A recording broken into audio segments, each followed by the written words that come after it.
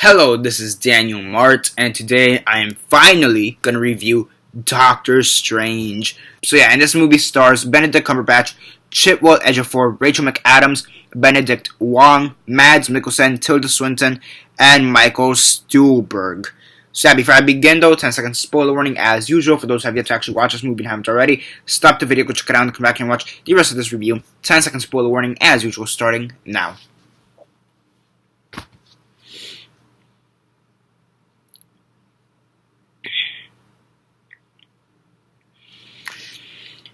Okay, so 10 seconds are up, so for those who have yet to actually watch this movie and haven't already, please don't comment down below or be messaging me that I never give a fair warnings. As usual, I did. So as usual, quick synopsis, likes and dislikes, and then the rate. So basically you have Stephen Strange, and he's this medic, he's this world-renowned surgical doctor, surgeon, that's what it is. He's this world-renowned surgeon who knows, he's world-renowned, so he's very famous, and many people come to him to get surgeries, and to be honest, if he was a real-life person, yeah, I'd get surgery from him, if you know what I mean. But, yeah, besides the point. So one day, he's driving his car, taking calls, and he crashes his car. So, in a sense, the beginning of the film basically says, don't text and drive, or don't talk and drive, because technically it wasn't texting, but, yeah, don't text and drive. So, yeah, because then your fame will go down the drain, and then you'll become a wizard.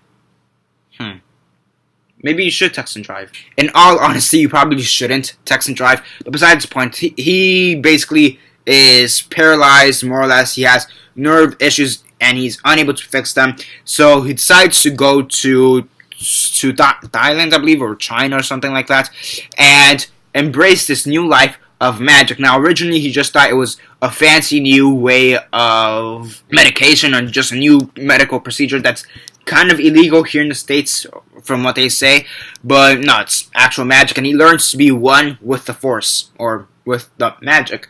And yeah, and during all this, Mads Mikkelsen's character, Calcius, I forgot how to pronounce his name.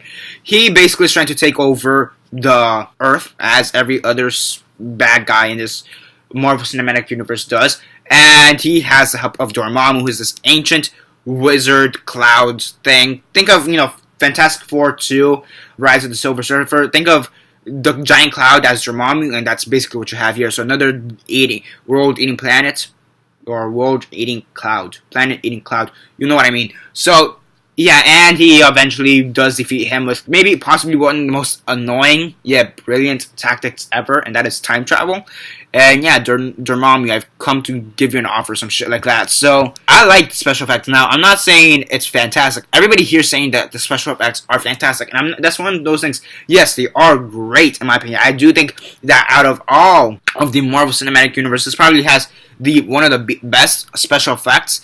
And yes, you probably should watch this movie in 3D. But for me personally, the special effects just kind of bothered me, and I think it's just a way of the motion. I'm just not used to that type of special effects. I suppose is how it'd be said, because basically you have like this room that's just expanding, and it's just fucking with my eyes, and that kind of bothered me. Like, for me personally, I acknowledge the fact that the special effects are fantastic, but they kind of gave me a bit of a headache. So that's just me personally. But I will recognize the fact that the special effects here are fantastic. But yeah, I do think if you get headaches easily or get nauseous easily, beware, because the special effects, I'm not saying they made me want to vomit, but they did give me headaches from time to time, which is pretty damn sad, given the fact that this is probably one of the better Marvel Cinematic Universe movies we've had. Top 10, definitely. Now, Benedict Cumberbatch as Stephen Strange. He was great, in my opinion. I really did like him. I'm just waiting to see how he does in Infinity War and Doctor Strange Part 2.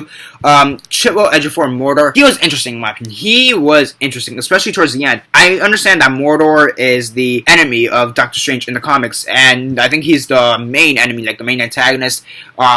Like Joker to Batman, something like that, He is the main antagonist of Doctor Strange. I understand that, but I just felt like a switch from good guy to bad guy. It didn't come all of a sudden, because we did see it coming, especially if you read the comics. You do see it coming. But just the way they did it just didn't make sense, because It's like, okay, we won the fight against Nauseous and Dormammu. We won the fight, and then he's like, I see the bad part of magic, and now I need to get rid of it. And so he goes to this one guy who helped Doctor Strange find the magic, and he's like, and he was paralyzed as well, but now due to dark magic or whatever, he's able to walk. So he's like, hey, I need your magic. He's like, fuck no. Takes away the magic. He's like, nah, you're paralyzed. Go fuck yourself. And just, that's one of the end credit scenes. And I just found out to be really random. It's a good setup in a sense, but at the same time, his transition from good to bad was kind of random in my opinion. Mads Mikkelsen as Calcius, bad guy. I think he did a pretty good job. Though, will he be memorable? 50-50. I can see him being memorable. Some aspects of him being memorable, some of them not being that memorable, so it's one of those things 50-50. Tilda Swinton, despite the controversy with her and the whitewashing bullshit, I think she did a decent job in, as the Ancient One. I felt like she did a pretty decent job. Benedict Wong as Wong was funny as shit in my opinion. He was comedic relief. He was a good comedic relief, okay? He was pretty funny. I really did like him. And I know he eventually becomes like Doctor Strange's sidekick, which I liked him. I think aside from Wong, the other standout character for comedic relief was the fucking Cape. The Cape was fucking hilarious, by the way. Now, this movie doesn't really connect to the rest of the Marvel Cinematic Universe like I expected it to. Now, they do have a couple references to the Avengers, and they do have a setting in New York. They do have this one fight scene in New York, which is where the Avengers are basically based at. So it was great to see those aspects of it. Overall, good movie. It had great special effects, despite the fact that they did give me a bit of a headache. The third act was kind of, redundant, as always. Yeah, I mean, overall, great movie in my opinion. Not the best MCU movie, however, it is one of the best, top 10 in my opinion for sure. Yeah, on a scale of 1 to 10, 1 being the worst, 10 being the best, and 6 being decent, I'm going to give it an 8 out of 10. Still a great movie as a whole. Definitely do check it out if you haven't already. And yeah, this is basically it for all for now. This is Daniel Mart signing off.